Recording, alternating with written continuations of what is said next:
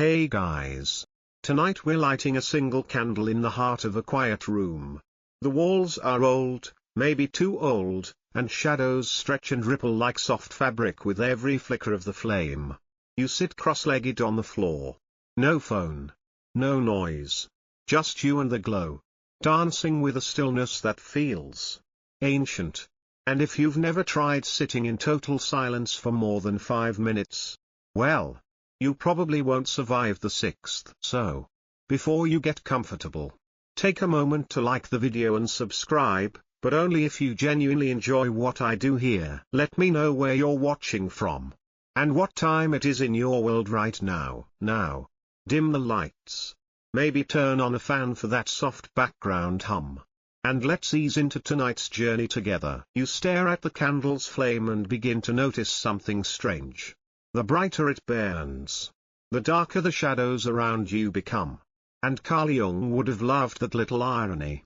He once wrote, "One does not become enlightened by imagining figures of light, but by making the darkness conscious." That's Jung for you, gentle words that strike like lightning in your subconscious. You shift slightly on the floor, feeling the truth of it. We spend so much time trying to be light, to be positive, to keep it together. But what if that isn't the real journey? What if knowing your light means meeting your shadow? Jung didn't just believe it, he spent his life saying it softly, again and again. The concept of the shadow is one of Jung's most piercing psychological gifts. It's not evil. It's not your villain arc. It's just the parts of you that you pushed into the basement. Jealousy, fear, impulse, the memories you labeled not me. And yet, there they are, sleeping lightly, waiting for a moment of stress to kick the door open. Historians still argue whether Jung's focus on the unconscious, especially the shadow, was rooted more in deep science or personal mysticism. He blurred those lines on purpose. But one thing is clear, Jung believed the soul isn't spotless. And trying to be good without being whole? That's where people start to crack. You think about that candle again. About how a brighter light doesn't remove darkness, it just throws it somewhere else. And sometimes, when you deny your own shadow, it shows up in other people. In your anger at a stranger's rudeness. In your irritation at someone's freedom. In the deep discomfort of watching someone cry when you weren't allowed to. You lean back now, feeling the weight of those little insights. They don't hurt. Not in a sharp way. More like a soft hand pressing down on your shoulder, reminding you that you're human, imperfect, and not alone. Jung was a master of softness that sliced. Another quote floats to mind, "Until you make the unconscious conscious, it will direct your life and you will call it fate." That one? That's not a quote, it's a mirror. You remember moments in your life that didn't make sense until much later. The sudden breakup. The overwhelming fear at a job interview. The way you sabotage happiness with almost artistic precision. You didn't know why, but your shadow did. And Jung never said this would be easy. He just said it was necessary. Because to see the full shape of yourself, you have to walk past the mirrors that flatter and down into the caves that echo. There's a fringe theory, still debated, that Jung's own intense confrontation with the unconscious wasn't just academic. He had visions. He kept a red book full of drawings and dialogues with his inner archetypes. Some scholars whisper about madness. Others call it bravery. Maybe it was both. Maybe that's the whole point. You lie down now. Body warm from stillness. Head filled with shadows that feel oddly comforting. Not frightening. Not dangerous. Just honest. And you feel it for the first time. Your darkness is not your enemy. It's a guide. A bruised teacher. A keeper of secrets that only speak in the quiet. The candle's still burning. And in its flickering light, you see something you've never truly noticed before, yourself. The candle flickers softer now. Almost purring in rhythm with your breathing. Your eyes close. But behind your lids, you're not quite in the dark. There's color, dream color. That hazy space between memory and imagination where time unravels and things start to whisper. You're dreaming already. And yet, still awake. Jung would say this is exactly where you're supposed to be. He once said, "Who looks outside, dreams, who looks inside, awakes." But he didn't mean it in a productivity poster kind of way. He meant that dreams are a second language your soul speaks. And most of us stopped listening somewhere around our first mortgage. You sink deeper into your pillow. And one dream from long ago floats up, maybe the one where your teeth fell out. Or you were late to a class that doesn't exist anymore. Strange. Right? But here's where it gets fascinating. Jung didn't think dreams were random. He believed they were your psyche's way of sending encrypted messages, wrapped in odd costumes and whispered while you're too tired to argue. Mainstream psychology at the time wasn't having it. Even now, many scientists dismiss dreams as mental leftovers. Just your brain tossing out the day's trash. But Jung? He leaned in. He saw patterns, archetypes, mythic threads. He claimed that deep within our unconscious lies something ancient and shared, the collective unconscious. It sounds mystical. It kind of is. And historians still argue whether this was more metaphor than method, more spiritual than scientific. But Jung didn't care. He wasn't trying to win over lab coats. He was trying to reach the soul. You shift under your blanket, feeling the weight of your own forgotten symbols. The lion that chased you in a recurring childhood dream could be your untamed anger. The crumbling staircase you fall from again and again, maybe a fear of status or loss. Jung wouldn't decode it for you. He'd just hand you a tiny flashlight and say, "Go in. See what it becomes." And here's where it gets really tender. Jung believed dreams weren't there to terrify or confuse you. They were there to heal. He used them in therapy to uncover the truths people were too afraid to admit out loud. Not in a dramatic way, more like a nudge. A gentle, aching reminder that you already know what you're avoiding. There's a lesser-known story about Jung that makes you smile. After one of his patients had a dream about a scarab beetle, Jung, totally calm, opened his window mid-session and caught a beetle that had just flown in. He placed it in her hand. Not because it was magic, but because it meant something. And Jung believed meaning, even when irrational, is what stitches the soul together. You roll onto your side, thoughts gently colliding like slow-moving clouds. You wonder, what was the last dream I really listened to? The one I didn't just shrug off as weird? The one that left me feeling more than thinking? Because Jung would ask you not to analyze the dream to death. He'd ask you to sit with it. To ask, why now? To wonder what part of you crafted that strange little theater while you slept. Your room feels quieter now. Time isn't moving in straight lines. And maybe that's okay.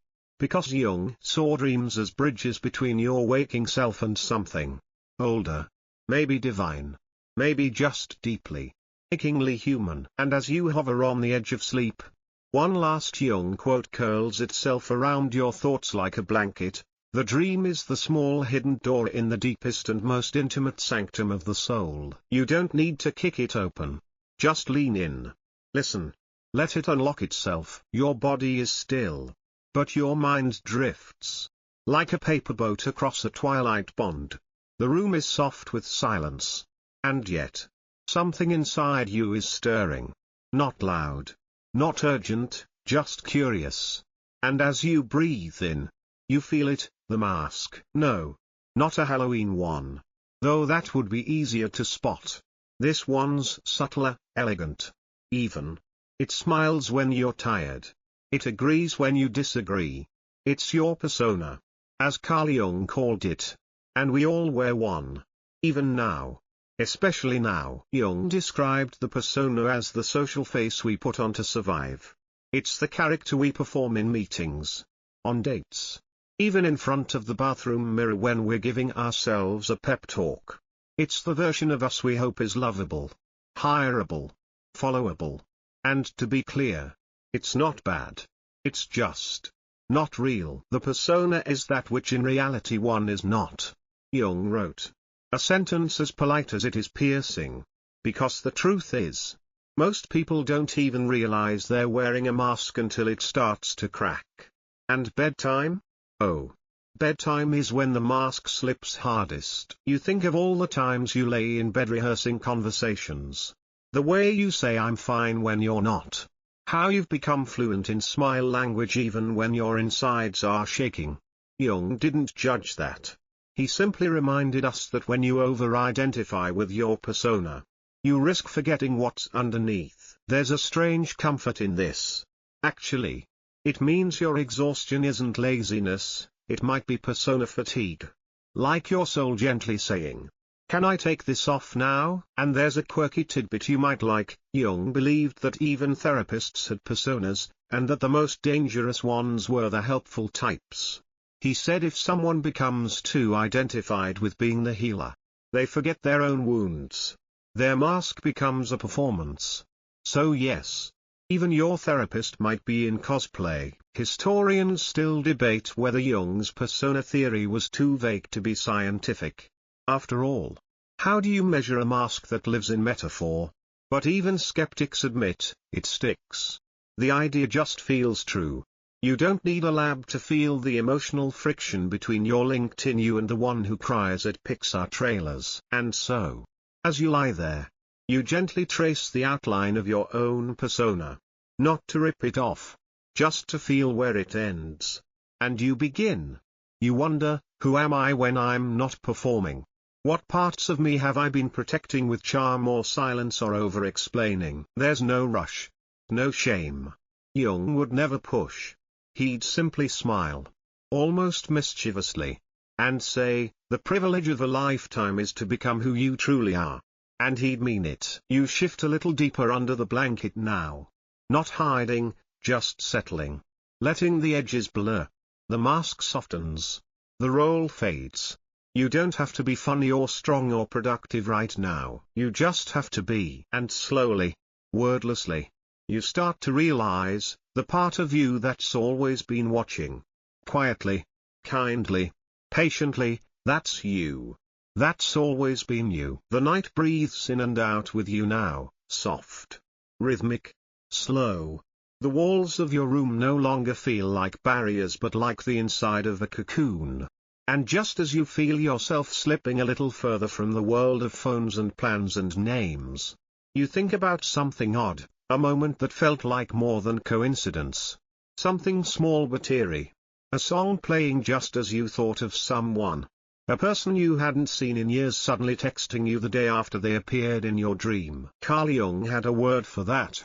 He called it synchronicity. It sounds like a fancy term for coincidence with a PhD. But it's far more poetic. Jung defined synchronicity as a meaningful coincidence of two or more events where something other than probability is involved.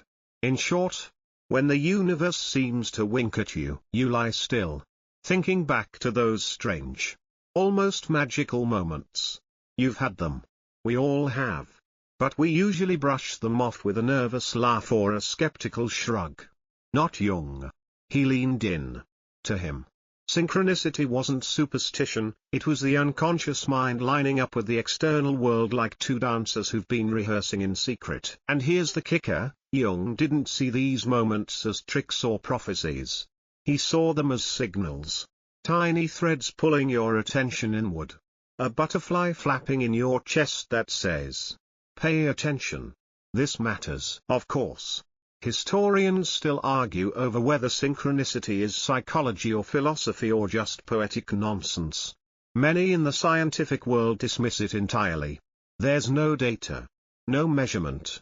But even the most rational minds pause when the patterns line up just right. You might enjoy this fringe tidbit. Jung's exploration of synchronicity led him to collaborate, briefly, with none other than Albert Einstein and quantum physicist Wolfgang Pauli.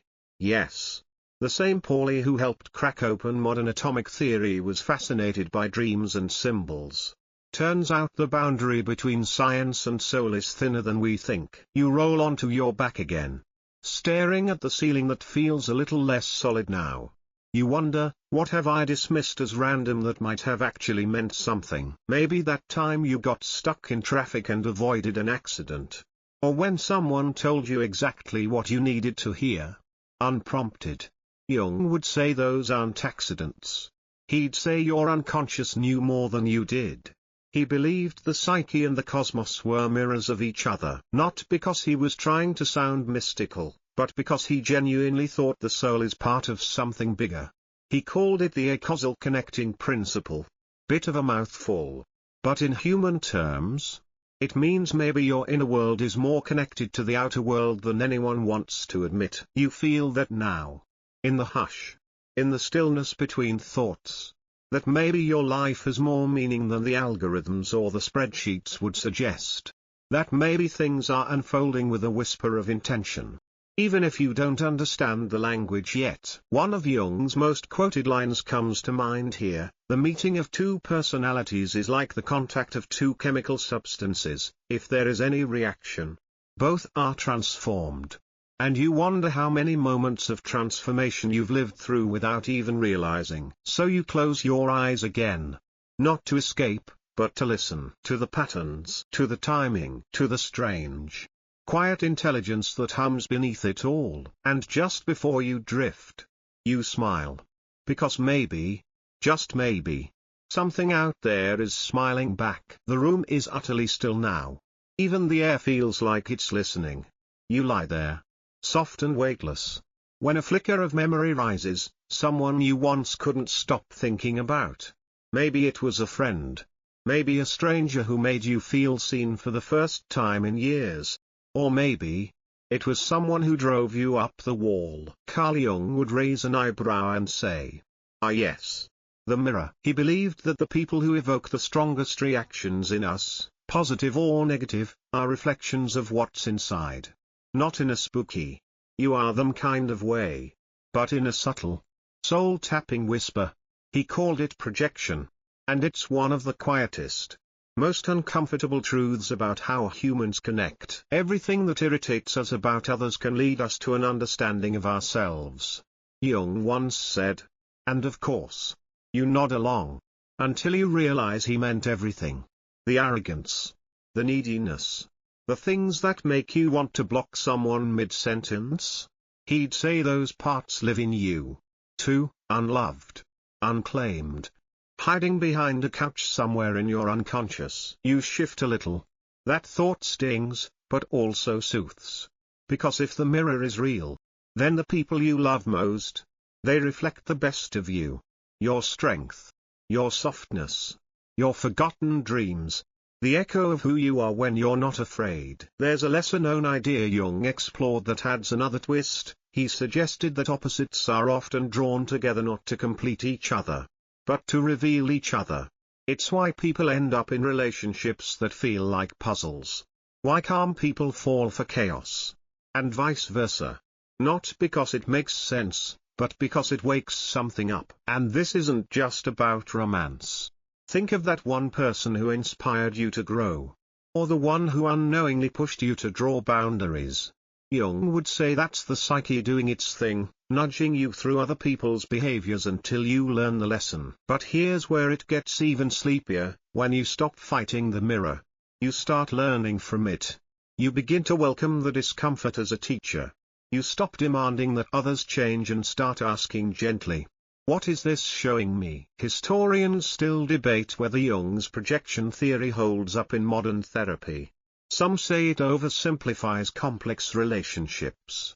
Others say it's been twisted into pop psychology cliches. But no one denies its power. Because the mirror metaphor? It lingers. It sticks. It makes you think twice before judging too quickly. A curious little tidbit. Jung once said that marriage, real, soul-level marriage, doesn't truly begin until the honeymoon ends and the projections break. Only then, he said, do two people actually meet. And you sigh, thinking how beautifully, terrifyingly true that is. So now, in the stillness of your room, you reflect not on other people, but on what they've taught you about you. Not in blame, not in shame, but in softness. That friend who disappeared taught you about expectations. That sibling rivalry taught you about your hunger to be seen. That stranger who comforted you in 5 words, Proof your heart is still open. You let it all wash over you. The warmth, the ache, the recognition. And you realize, mirrors aren't there to flatter. They're there to reveal. And every person who's brushed against your life, even briefly, has helped you see a version of yourself you didn't know was there. So breathe. Release.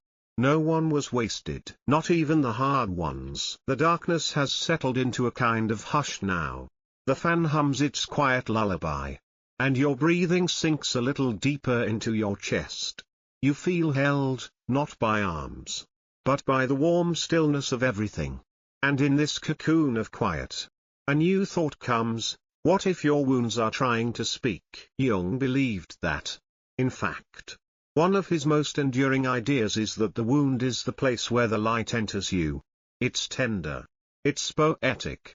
And it's just dangerous enough to feel true. He even gave this idea a name: the wounded healer. Jung noticed that many people drawn to help others, therapists, doctors, teachers, even spiritual guides, are often nursing deep wounds themselves. And here's the twist: it's not despite their wounds that they can help. It's because of them. You shift under your blanket now, thinking of your own pain. Not the dramatic kind necessarily, just the quiet scrapes and bruises you carry inside. The breakups you never really got over. The childhood moment that still makes your stomach twist. That one thing you don't like to talk about in daylight. Jung wouldn't ask you to fix those things. He wouldn't even ask you to explain them. He'd just sit with you, gently, and suggest that maybe, just maybe, those wounds are where your empathy lives. That what hurt you most might also be what makes you able to hold space for others. There's a quirky tidbit here too. Jung himself had a breakdown in midlife, a spiritual crisis he didn't hide from. Instead of burying it, he documented it, drew it, argued with the voices in his head. Literally, his red book is filled with haunting, beautiful, deeply personal reflections. Many historians still can't decide whether it's a work of madness, genius, or both. And yet, through that breakdown, Jung emerged with the insights that would define his life's work. As if going to pieces was the only way to gather something deeper. This isn't a license to glorify pain. Jung never suggested that suffering was noble or romantic. Only that it's often meaningful. And sometimes, your pain points you in the direction of others who are quietly carrying the same weight. You become a kind of lighthouse, not perfect, not all-knowing, but steady. You may not realize it, but you've likely played this role already. The friend who said, "How did you know exactly what to say?" The stranger who cried after your small act of kindness. The child who calmed just by being near you. That's not coincidence. That's your wound speaking fluent empathy. Still, historians argue over how much weight to give Jung's wounded healer idea. Some say it's poetic but clinically impractical. Others say it redefines the heart of what healing really is. Either way, the image lingers: a healer with a scar, not hidden, but integrated, not fixed, just aware. You take another breath. This time it feels fuller. Like there's more room in your chest than there was 5 minutes ago. You feel a small warmth at the center of your being, not because everything is perfect, but because you understand yourself just a little more. And Jung would smile at that. Because the goal was never to be flawless. It was to be whole. And wholeness doesn't come from pretending you were never hurt. It comes from becoming someone who can stand with their pain, and still offer kindness. So tonight, in the gentle dark, you let your wounds be what they are: teachers, not curses, reminders, not definitions. They do not own you, but they are part of the map. You're floating now, not in space, but in memory. The air is soft, the mattress almost liquid, and your thoughts have slowed to a gentle drift. And in this dream slow moment, you feel it, the child you once were. Not a photo, not a remember when, a feeling. That small, wild, mysterious version of you who still hides somewhere inside. Carl Jung called this the inner child. And he didn't treat it like a cute metaphor. To him, It was sacred. Jung believed that within every adult lives a child who never stopped hoping, never stopped feeling deeply, never stopped longing to be understood, and most importantly, never stopped knowing who you really are. It sounds simple, even sentimental. But Jung wasn't talking about playtime or nostalgia. He saw the inner child as a psychological truth, a living presence, and one that most of us buried under responsibility, trauma, or the slow erosion of wonder. You lie still and start to wonder, when did I last let that part of me speak? Was it the last time you laughed so hard you couldn't breathe? The last time you danced even though no one else was? Or cried over something small because it mattered deeply? In that moment, the child inside you knows things the adult version of you forgot. How to feel joy without guilt. How to ask for love without armor. How to wonder, without needing to understand. Jung once said, in every adult there lurks a child, an eternal child. Something that is always becoming, is never completed, and calls for unceasing care. Not management. Not suppression. Care. It's a striking contrast to how most of us live. We grow up, get tired, get practical. We stop asking big, beautiful, impractical questions. The kind of questions a child asks as they're falling asleep: where does time go when I'm not looking? Do trees get lonely? Why can't I live on the moon? Historians sometimes scoff at Jung's inner child work, calling it overly mystical or untestable. But even critics admit, when people reconnect with that part of themselves, something softens. A rigid adult becomes a forgiving one. A bitter soul becomes curious again. There's a curious little fringe theory Jung entertained that's worth whispering here. He believed children dream in symbols more potent than adults, closer to the archetypes of the collective unconscious. In his view, children weren't just simpler, they were more psychically attuned, less filtered, more mythic. A bit like sleepwalkers gliding through truths we later forget. And maybe that's why, even now, you can feel that version of yourself stir. The one who used to make blanket forts and believed monsters were real, not because you were silly, but because you knew something adults were too afraid to admit. That mystery is everywhere. So tonight, without trying, you return to that self. You don't need to regress or play pretend. You just listen to the gentle voice inside that says, don't forget me. You might hear it in a memory of your favorite stuffed animal, or the first time you were heartbroken over something so small it made your parents laugh, but made you cry for hours. That child was real. Still is. Jung would say that healing is never complete until that child feels safe enough to come out again. Not just for bedtime, but for life. You feel that now. A quiet reunion. No parade. Just warmth. So go ahead, ask your inner child if they want to stay a while. No judgment. No rush. Just curiosity. And maybe a little joy. By now, even the silence has softened. The room feels lighter. Like it's inhaling with you, slowly, tenderly. The world outside has vanished, leaving only your breath, your body, and something far deeper, the quiet hum of the psyche itself. Carl Jung often described the psyche not as a single thing, but as a landscape. A vast, living terrain made of memory, instinct, desire, and dream. You don't just have a psyche, you are it. And tonight, as the lights dim and your thoughts blur, you begin to feel just how immense that inner world really is. You imagine walking through a library with no walls. Books stacked like memories. Symbols floating in the air. A place that belongs only to you, and yet feels older than you. Jung called this depth of the psyche the self, not the ego. Not your identity, but the totality of who you are. Both conscious and unconscious. And the deeper you go, the quieter it gets. Jung believed that much of our restlessness, our anxiety, our confusion, our chronic sense that something's missing, is the result of forgetting this deeper self. We get so caught up in being productive, likable, impressive, that we lose contact with the part of us that doesn't care about any of that. And it waits for us. Gently. Silently. Often. At night. This is where dreams come from. Where intuition lives. Where the strange symbols in your imagination gather like old friends, speaking in images instead of words. Jung saw the psyche as a mystery to be befriended, not solved. He didn't want you to conquer your inner world. He wanted you to walk through it barefoot. You shift slightly, and for a second, you feel it. A strange, weightless openness behind your thoughts.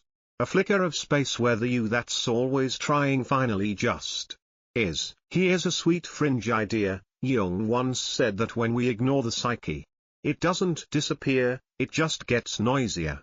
He called this the autonomy of the unconscious. It'll show up in dreams, slips of the tongue, even physical symptoms. Not to punish you, but to say, please listen. Historians continue to debate whether Jung's model of the psyche was too poetic, too spiritual, too far from the empirical method.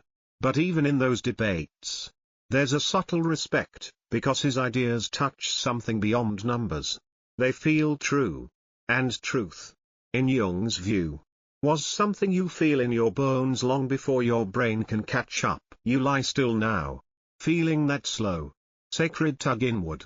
You don't need to analyze it. You don't need to name it. You just need to trust. There's a part of you that already knows the way home. And now, as your mind quiets, your muscles melt, and the night wraps itself around you like velvet, it's time to let go. Let the psyche drift. Let the thoughts fade. Let the words of Jung, gentle, piercing, wise, echo softly as your body eases into stillness. Wind down, 300 words. Shh, you've made it. There's no more story to tell tonight. No more quotes to unpack. No more shadows to explore.